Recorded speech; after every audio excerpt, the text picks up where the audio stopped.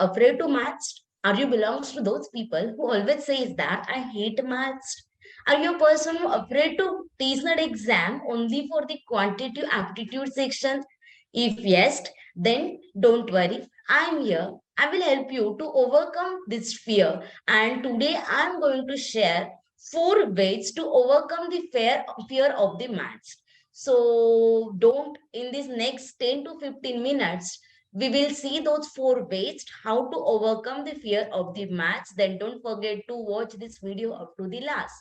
So let's welcome here be on the platform of the wire, and this wire is for your winning journey, and we all are here in your winning journey. So I welcome to all of you, and we will start this video with some quotes, with some positive quotes which gives us the super energy, which gives us the superpower. And that says that the only way to learn the mathematics is to do mathematics. And this is 100% true, that if you have to learn this maths because you're afraid to maths, you hate that maths, you scared to this maths. So if you have to learn that maths, then there is the only way to overcome this fear, means to like, if you want to like the maths, then there is only one way, and that way is you must have to do the mathematics. Now you will say that, ma'am, I don't like do mathematics, then how can I overcome? So that's what we have to discuss in this video. So our today's video's point is, means our topic is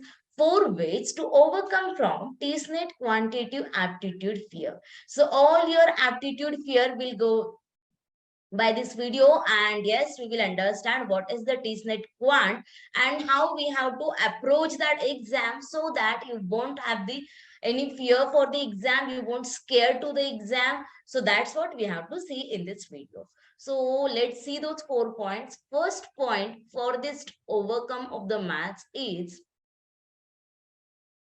yeah, first point is apply maths in your real life, which means that maths, we always scared to the maths that maths is something is different that we cannot do. No, you have to accept the maths as a family. Like you accept, right? You can't say that, yes, mom, I don't like you, or if your mom's and you have something fights in between or something is there. So you won't say that, no, no, you are not my mom or you are not my family. We don't say this. Like, why? Because we accept them. We have accept them.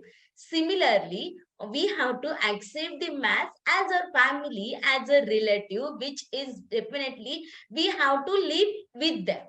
Like we have to live with our family, and we have accept them. So whatever their negative points or whatever they are, which things which we don't like, we accept with all. Similarly, we have to accept the maths as our family with all the negativity, all the positivity. We have to accept it. So the first point is apply the maths in your real life. That means whenever we are living, we have to apply it in a small things. Like first you can say that the grocery shopping. Whenever you go for the shopping, you've added the different things in your cart. So we have to add it, like how many items I have added in my cart, then what is the price? If I take it a double, if I do the take the the things, then what will be the price? Then I have to multiply by the 2. If I says that if anyone I am removing from the cart, so this will get subtracted. Total addition is there. That means this addition subtraction, it is nothing but in that grocery shopping we use it. Right? We do it orally most of the time. Yes, we do it. That means we are living with the maths. This is the first application. Similarly, you can say that the second is like you are in a mall and you have to see some discounts are there, some sales are there. Suppose you are going to buy any dress which you have liked, and you know that the price of that dress is the 2000 rupees, and now there is a discount in that mall, discount of the 25%. So you have to say that, okay, 25% of 2000, which means I will get the discount of 500 rupees, and then 2000 minus 500 means I will get the stop at the 1500 rupees. This is what we have done. We are applying it. Nothing. We live this, right? We always do these things. Whenever you go for the shopping in the malls or anywhere, we always do these things. So that is nothing but what? Maths. So we are applying the maths everywhere. Even for the finance also, you can see to manage your money, like whatever your salary. Suppose my salary is a 50,000 per month and I have to save 10,000 per month. So what should be my expenditure? Again, we are using what we are using that I know that out of 50,000, I have to save 10,000. That means my expenditure should be the 40,000. Means what I have done? I have used the formula income is equal to expenditure plus saving. Means again I apply the maths. This is the same. Then these are the normal things, small things which we must have to apply in our daily life so that we will live with the maths and we would start liking the maths. So, and one more thing is what you can play the games of the mathematics, basic calculations. Like on every day we do this, like means you play different games in different, you wasted so much time in different games or just doing the wastage of time, like so things happens in our life. Instead of that, you can play the games which you can play the games like where you have to apply the maths, where you have to apply the basic calculations. Those one you can play. Like I can show you here one game. So this is one game which is for the mental calculations, and here you can do the addition, subtraction, multiplication, division, all these small things we can apply here, and you can do it in a orally. There is a time limit, so you can solve in that one. Like this such games you can play in the whenever you get the time at the night also, or even if you are traveling at that time, you can solve this, you can solve this puzzle on this one. Puzzle means you can play these games. So this is what you can do whenever you get the free time. If you are doing this, then definitely you will apply this maths in everyday's life. For every moment whatever you are living, you apply it, and that will be definitely it will helps you to increase your calculation speed, and that calculation speed will increase you in the real exam. So this is your first way to overcome of this maths fear. Now let's see the second point. What is the second point now? You have to fulfill the prerequisites. Means whenever now you have decided to apply for the Tissnet exam, that means you are applying for the competitive exam. So there are few prerequisites are there which you must have to fulfill. Like there are the tables. So you must have to learn the tables from 1 to 30 because it will save your time. Similarly, you must have to learn the squares from 1 to 30. You must know the cube from 1 to 20. You must know the few values of percentage to fractions value. You must know the some power and exponents value, like 5 raised to 3 is a 125. You should know these things. You should know that what is the square of 27. But at that time, again, you will require 27 into 27 means you will require the multiplication. At that time, you have to multiply 27 sevens are. That means you will require the table. That means all things you require. So you must have to learn this prerequisites you must have to fulfill. Like these are the tables you can see on the screen. You must have to learn these tables. You must know the square and cubes. From 1 to 30 squares, 1 to 20 cubes. You must know these values because it definitely helps you in the exams. These are few fractions to percentage value which you by practicing. I won't say that you just mug up this value. By practicing you will learn it, and definitely it will help you in most of the exams, while in the ratio, in the percentage, in the profit loss, SICI, DI, most of the topics you require this fractions value, so it will help you at that point. So this is the second point which you must have to fulfill the prerequisites to overcome the fear. Because if you know the tables, if you know the squares, it will save your time, and definitely it will help you to increase your calculations to speed, and it will help you. So these are the prerequisites which you must have to.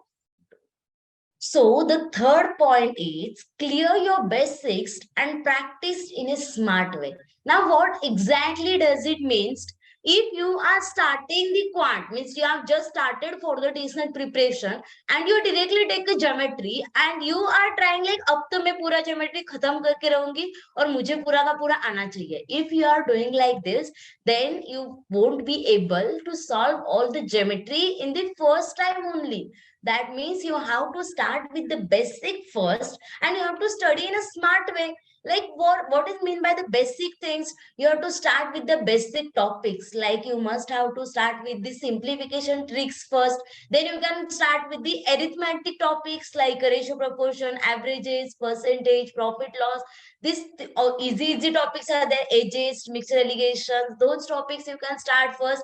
Then you can go for the reasoning. Now from the reasoning, they asked you the number series or the letter series, means series. They always ask the questions from this topic, so you can go for the reasoning. Then if you are done with the arithmetic part properly, then you can go for the DI also. You can go for the number system, HCF, LCM, APGP. Means you can go for the easier topic first clear those topics, then you can jump for the modern maths. You can jump for the algebra, you can jump for the geometry topics, mensuration, geometry. Modern math means permutation, combination, probability. You can go at later. First you have to clear all your basic concepts, all your basic topics first, then you can go for these topics. And at the end, from the statistics from the logarithm, we know that they do not ask more questions. They ask the single questions on the basic points only. So at the end, you can go for that, those topics which they are not going to ask more. Means this is how you have to distribute the syllabus as per the previous year paper. Okay, that one will be in the next point. But first thing, you have to distribute your topics, and then you can see that how to solve exactly, slowly, step by step, topic by topic, you can go. This is your clear your basic point. And now how in a smarter way? So you can do one thing, you can start with the easy topic first. If you are solving the easy topics, आपने first को easy topic ले लिया, now you are solving it, it boosts the confidence that yes, I can solve it. So you have to, after that you can go for the next level. And what is the main thing is that learn the tricks to solve the questions, because whenever we solve by the tricks, as it is a competitive exam, so no one is going to ask you that in how many steps you have solved this question. So you require only things that you must need the answer. So if you need only the answer, then you can use the tricks. Tricks definitely helps you. So you can learn the different tricks, small tricks for solving the question, and then you can apply while practicing itself. Whenever you are practicing, at that time, if you apply the trick, then in the exam you remember those tricks. Otherwise, what happens? You solve by the traditional way, and in the exam you are expecting that you must have to solve with the tricks. It won't happen.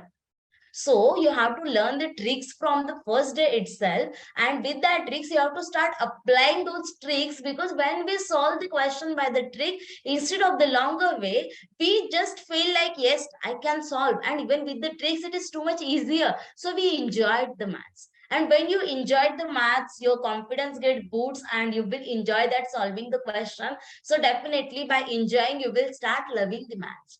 So that is the important thing. So you have to clear the basics with the smart way. Means what?